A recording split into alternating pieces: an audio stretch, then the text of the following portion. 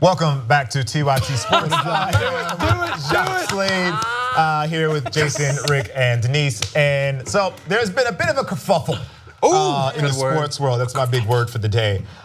They're giving us 10 athletes that they think are up and coming, but I personally feel like they've left a few athletes off, and there's some athletes that really don't belong on the list. Just not sure who put this list together or GQ. Why they. I mean, I know GQ, but I guess I should. Oh, right. Yeah, I was trying to take a personal shot at the author. The editors of GQ. The editor, the author at the editor's GQ. Gentlemen's Quarterly. What do you know about sports? Shots. I'm just kidding. No, because they can talk to me about my tie. So they put together a list. Not even wearing a tie. This is just fun, just for all fun and games. So they have 10 athletes. I like a couple of them. A couple of them I didn't know about. Yeah. As soon as Jason starts laughing, we'll hop over to him and give me your thoughts on the list. I think we have the pictures. We do have the pictures. Okay, so let's take a look at the pictures, and we'll give you our top 10 with commentary. Simone Biles, Deserved. Joel Embiid. Legend. Very model-esque shot. John, yes. That's my man. Yeah, I was gonna mention John. Cat. Big Cat. Oh, yes. Connor McDavid. Absolutely. Edmonton Oilers. Odell Beckham. Odell, proven. Mallory Pugh, getting there. Christian Pulisic. Probably gonna be one of the best. This is a rock climber. I wasn't familiar Ashima with Shirashi. Okay, Ashima. Okay. Jordan Spieth, proven. Spieth. Yeah. 10 times over. And Dodgers. And the Dodgers. Why are you coming back to me? Who are going to the World Series, FYI. All right, so clearly you guys agree with everyone on this list. Clearly. You said deserved with everybody. There's no one you disagree with. I just want to, what was the title of it? Just the so title is Yeah. 10 greatest athletes of the future. For the future. Yeah, okay. This is exactly my problem. Some of these aren't of the future. They're already proven. That's why I said proof. Like Jordan Spieth, won different majors. Odell Beckham Jr, arguably the best receiver when he is healthy. I would say probably Julio Jones is above him, but if he's not number one, he's top 3. Right. He's already proven that, and he won Rookie of the Year, and he lost 4 games his rookie year due to injury. Yeah. So he's already proven that. Who were the other ones? Connor McDavid. Duh. It's like the biggest shoe-in that you could possibly find. Joel Embiid, I'm fine with him being on there. Christian Pulisic, I'm fine with him being on there because those aren't guys that are proven. However, a few that I thought they left off. Instead of Odell Beckham Jr, you could put Allen Robinson from Penn State and the Jacksonville Jaguars, because I think that even though he has arguably one of the worst quarterbacks in the NFL, who literally holds the ball, if you haven't seen it in slow motion, his throwing motion is like this, where the ball is upside down and then somehow in a windmill goes around.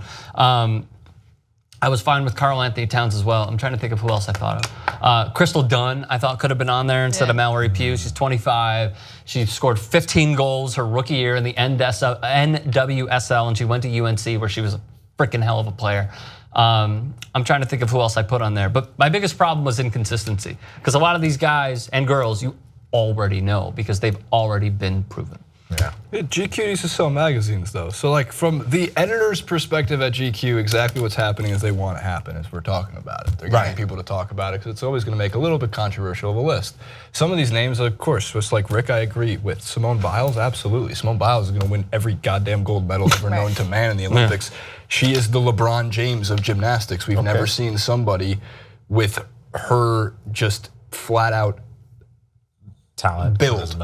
And talent and athleticism, speed, ability, like she's just like LeBron if LeBron was a gymnast. Right. Yeah.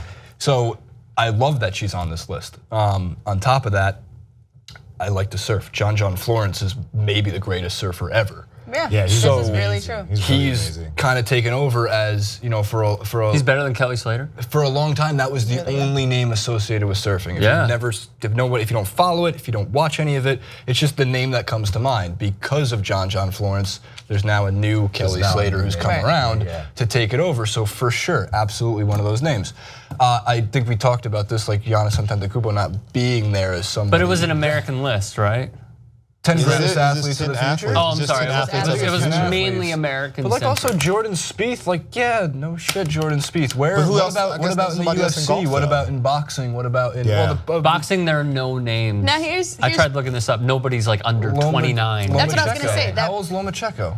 That proves my point. So just playing devil's advocate real quick. Yeah. I feel like this list, they're all under 30. So here's hoping that in the future, when they reach 35, they get to that part where it's not necessarily their prime, but it's their names that we're going to be so familiar with. Right. Mind you, the Simones, the Johns, like those are names we already know, but I don't feel they're at the status that they're not at their prime just yet. And maybe this is their way of calling it for, okay, these are the names that you guys are gonna know. These are the athletes that you guys are gonna for sure wanna buy, gear for. So I feel like it's not the list that we want it to be, but it's also not a bad list of athletes. They didn't get the wrong guys. They just should have got more guys. Well, I think they should have shown you're talking about athletes of the future that, in my opinion, look, this list is completely subjective, and that's what makes this fun. Right. However, just my own personal opinion, I love how, by the way, real quick, I love how Ja'Cory, whenever he's like, oh, this is getting heated, he puts us in the double box. Puts you in the 2-shot. Yeah, always. We see your tricks, bro. He's like 2 shots. Well, bring it on. It's not working. There you go. Bring it on. You're doing your job well, Ja'Cory. So here's my thing. It's completely subjective, and I understand that, but I think Jason hit the nail on the head by saying, oh, they're trying to sell magazines and get clicks. Because who was on the cover? Odell Beckham Jr. Of course. Yeah. So no matter what, we immediately saw it and we're like, oh, we got to put it in the rundown tomorrow. But then on second thought, I just think that they could have put in like Sloane Stephens. She just won a major. Katie Ledecky, arguably going to be one of, if not the greatest swimmer of all time. And I know that we're still 3 years away from the next Olympics. If they did this magazine in 2019, could guarantee you Katie Ledecky's on that list. Yep. On top of everything, Miles Turner is the name that I thought about for the To Denise's point, we haven't seen any of these athletes' greatest yet. We've only seen that they've shown the signs to be great. They've emerged as being great players, but we have not seen any of their absolute peak. Yeah. Right. We haven't seen Odell Beckham Jr. at his best. No, he's only played for 2.5 years. And he had one of the greatest catches that we've ever seen. Of course. You could encapsulate that in a great moment for a great player. Of course, here's a perfect example. It's not his peak. It's not his absolute best. We don't know if we've seen his absolute best. We haven't seen Jordan Spieth's absolute best yet. We don't know. We haven't seen any of Jordan. Golf, you could play till you're 45. But there could be a 5-year run that are better than these 5 years. I also think it differs on the sport as well. Absolutely. And just to prove to his point, just saying that Odell Beckham isn't at his prime yet, right? So I feel like he's not at his prime because he's had so many injuries. He's only been playing for 2 years. Paul George, we thought we saw him at his prime when he, was drafted, right? Oh my God, there's so much potential to this guy. And then he got injured, right? And he was out. And now Paul George recovered from that injury. I feel like we're gonna see him at his prime. Does that make sense? At his peak. Here's where I disagree. I don't know if we'll see him at his prime because I thought the injury? Again, no, because he's the arguably second or third option on his own team. So I don't think we're actually going to see the best of Paul George. I think we're going to see the best supporting Paul George on the team. You don't think Paul George opening night or this week wasn't? You think he was like a second contender? No. I think we're going to see the best supporting Paul George to 2 other superstars that we'll ever see. Yeah. So you feel like Paul's going to be like in a supporting role? We're totally changing the subject here. So you feel like Paul's going to be a supporting role? Well, no matter what, it's Russell's team, right? Yeah. So, but Russell took a step back this last game. It's 1 game. That's what I'm trying to tell you. That's what I'm trying to tell you. But that proves my point. Shot 1 for 6. No, but that proves my point. In saying that we can't say that Paul George is going to be, the second man to these guys, and we can't say that we saw Paul George at his prime before his injury. Because after the injury, you could have been like, oh, that's it for Paul George. Well, the one thing, he returned to form. He returned to being able to do exactly what he was able to do before that broken, very scary broken leg.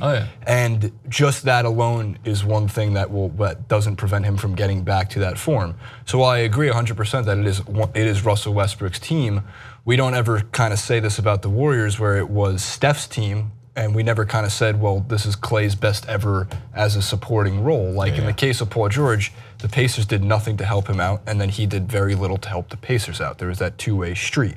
So Larry Bird thought he was helping him out. Yeah, you remember that bullshit? Yeah. Where he's like, yeah, we're gonna play him at the 4, and we're gonna play small. Yeah, but Paul George, he thought that he could switch that, and Paul George hated it. So like, it was a two-way street with Pacers management, and of course last year, which I thought was wrong of Paul George when he said at the All-Star break that he told his teammates he doesn't want to be here anymore.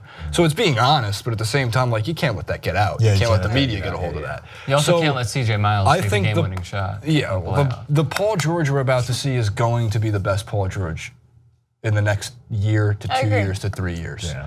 Just because he didn't have as good of a supporting cast where he was the #1 option doesn't mean he would have been better. He's going to shoot more efficiently. He's going to get a better offensive scheme to run. He's already proven over the last couple of years that defensively he could stand out. So I don't care if Paul George is the 7th option on that team. A 7th option Paul George is still going to be a better Paul George than he ever was on the Pacers. And real quick, to go back to one thing about Odell, is that, now we're going back. So the real quick thing about Odell is that he's 24, I think, I want to say, 24, 25, something like that.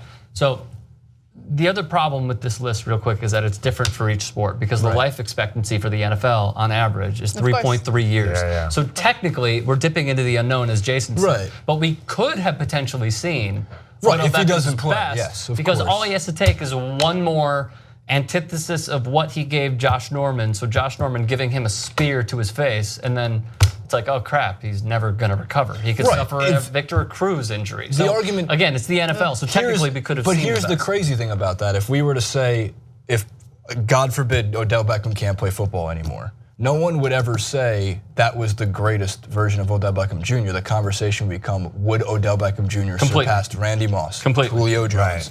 Jerry we look at and by the way, this goes the same for Julio Jones, who almost on a similar path. Odell's on a similar path. Julio Jones has battled injuries, yet he was still, I think, the fastest ever, the least amount of games to X amount of touchdowns and catches. And right behind him, Calvin? It was 80 games to have, what is it, 60 touchdown catches or something like that? Something like that. I thought it was Calvin. It's some ridiculous stat. Julio Jones just became the fastest over 5 years to do something in the touchdown or yards department. And right behind him, because on the same day that Julio Jones did it in X amount of games, Odell Beckham Jr. became the fastest in like 25 career games. He broke Julio Jones's mark and Calvin Johnson's mark. So I totally understand the point of like life expectancy in the NFL, which is for what is it on average? 3.3 years. What if it's for wide receivers? Probably less. We see it all the time.